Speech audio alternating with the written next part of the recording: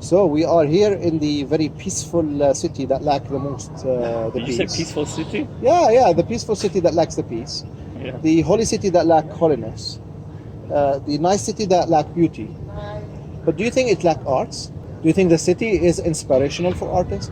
My question again is, I'm pressing here, is do you see things in Jerusalem, greenery, Jerusalem stones, Jerusalem sounds, ambience that really kind of inspire you?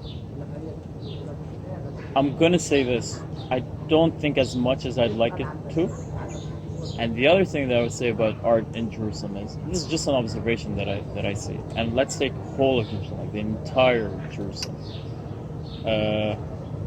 I see that the artists in Jerusalem, at least Jerusalemite artists, are inspired by Jerusalem, but it's always a tragic inspiration. Yeah. So the art reflects some tragedy that Jerusalem is going through, or they as Jerusalemites are going through. Sure. So you don't come across Jerusalem art that is positive, because okay, yeah, there might not be a lot of positive things, but also you don't want to be overshadowed or just drowned in the negativity. Sometimes you should probably show some positive vibes. That's one. But the other thing is, Jerusalemite artists that I know, then they leave Jerusalem.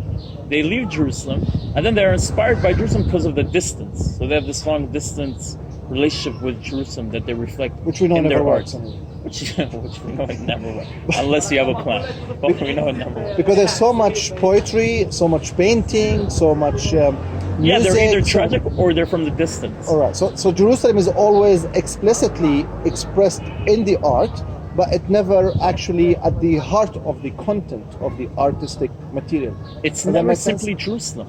All right, okay. It's a Jerusalem of an interpretation that is very skewed either by structures that are temporal, as we were saying, or by a distance that is man-made.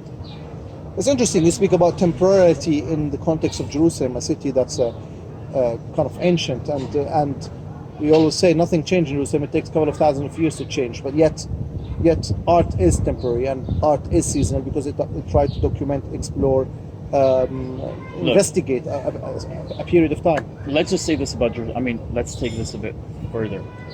Anybody that writes about Jerusalem writes with this claim. They write as if they're claiming Jerusalem, right? Oh, Jerusalem, how I miss thee. Oh, Jerusalem, how I want to see thee. Oh, Jerusalem, if we liberate you. Oh, Jerusalem, if we have you. Oh, Jerusalem this. Oh, Jerusalem that. And Jerusalem is always, even in the art, even when it's not art, Jerusalem is always seen as if it's on a pedestal, and it has to be grabbed, it has to be taken. It's a passive object. It's a very passive object, and it's never active. Like, you never see art or something about Jerusalem where it's just simply Jerusalem. Like the guy is just talking about, that damn tree. No, that tree in Jerusalem that I cannot. And it's always that romanticized image that's far away from. And you're like, man, stop it. It's just enough. Okay, it might not be just another city because of various things, but you're like, okay, but like, how about you treat it once in a while? Treat it as another city. But again, you don't see this in the art. You don't see it in most of the art, and you don't see it in the way people talk about it, people write about it. You don't see it.